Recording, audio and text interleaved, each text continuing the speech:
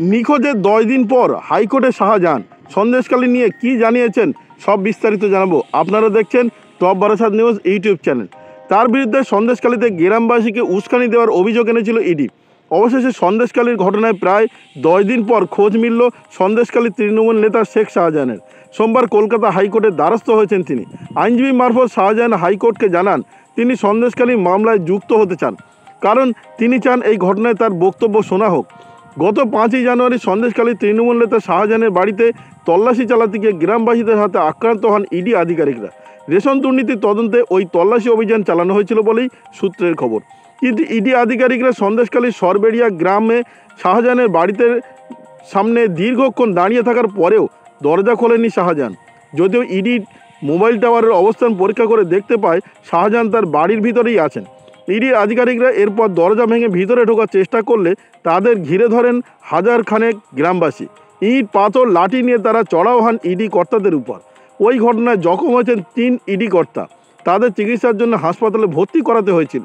এরপর সন্দেশখালী ঘটনা নিয়ে হাইকোর্টে মামলা করে ইডি।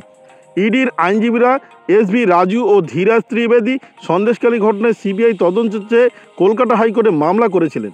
সোমবার সেই মামলার বিচারপতি জয় সেনগুপ্ত দৃষ্টি আকর্ষণ করেন শেখ শাহজাহানের আইনজীবী। তিনি বলেন তার মক্কেল ওই মামলায় যুক্ত হতে চান। যদিও আদালত ওই আবেদন পাল্টা ভর্ৎসনা করেন শাহজাহানের আইনজীবীকেই। কীভাবে এই কথোপকথন এগোলো তা তুলে দেওয়া হলো। বিচারপতি সন্দেশখালীর ঘটনায় কতজনকে গ্রেপ্তার করা হয়েছে, সেখানে কতজন ছিলেন। কিশোর দত্ত অ্যাডভোকেট জেনারেল। ওই ঘটনায় 4 জন গ্রেপ্তার করা হয়েছে।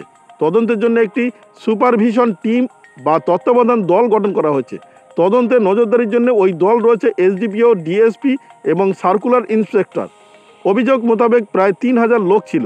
বিচারপতি ইডির অভিযোগ বাড়ির ভিতর থেকে শাহজাহান ওই লোকদের উস্কানি প্ররোচনা দিয়েছিলেন, তারপরই হামলা চালানো হয়। ওই ঘটনার পরে আপনারা কি শাহজাহানের বাড়িতে ঢোকার চেষ্টা করেছিলেন? রাজ্যের অ্যাডভোকেট জেনারেল জানান না, ঢোকার চেষ্টা করা হয়নি। বিচারপতি বলেন কেন করেননি? আপনাদের কাজ আদালতকে অবাক করেছে। এ তো পুলিশের নিষ্ক্রিয়তা। রাজ্যের অ্যাডভোকেট জেনারেল বলেন ঘটনার 12 ঘন্টা পরে ইডি এফআইআর দায়ের করেছে।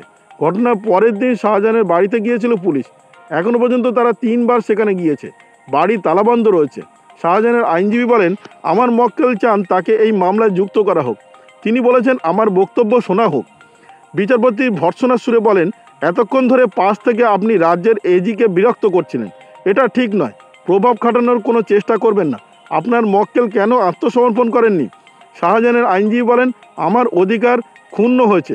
ইডি অভিযান সঠিক ছিল না। বিচারপতি জিজ্ঞাসা করেন তবুও আপনার ইডির সঙ্গে সহযোগিতা করা উচিত ছিল। সিবিআইয়ের আইনজীবী বলেন মামলায় যুক্ত হতে চাইলে ওকালতনামা জমা দেওয়া হোক। বিচারপতি বলেন ঠিক আছে, রাজ্যকে এই মামলা কেস ডায়েরি নিয়ে আসতে হবে। আগামীকাল পরবর্তী শুনানি ধার্য করা হয়েছে। অর্থাৎ সঙ্গে সঙ্গে শেখ শাহজাহানের আইনজীবী আগামীকালও হাজির থাকার কথা ঘোষণা করেছেন। অর্থাৎ তার বিরুদ্ধে সন্দেশখালীতে গ্রামবাসীকে উস্কানি দেওয়ার যে অভিযোগ উঠেছিল শেখ শাহজাহানের বিরুদ্ধে, ইডি আধিকারিকরা যে অভিযোগ করেছিল, অবশেষে সন্দেশখালী ঘটনায় প্রায় 10 দিন পর খোঁজ মিলল সন্দেশখালীর তৃণমূল নেতা শেখ শাহজাহানের। সোমবার কলকাতা হাইকোর্টে তিনি আইনজীবী মারফত শেখ শাহজাহান কোর্টকে জানান তিনি সন্দেশখালী মামলার সঙ্গে যুক্ত হতে চান।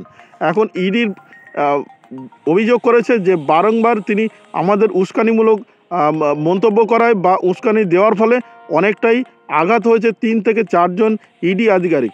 ফলে এই মামলা আরও দূর গড়াতে পারে বলেই সূত্রের খবর। ভিডিওটি আপনার কোনো প্রকার উপকারে লেগে থাকে অবশ্যই লাইক, কমেন্ট, শেয়ার করবেন। সেই সঙ্গে চ্যানেলটি সাবস্ক্রাইব করার অনুরোধ রইল। সবাই ভালো থাকবেন, সুস্থ থাকবেন।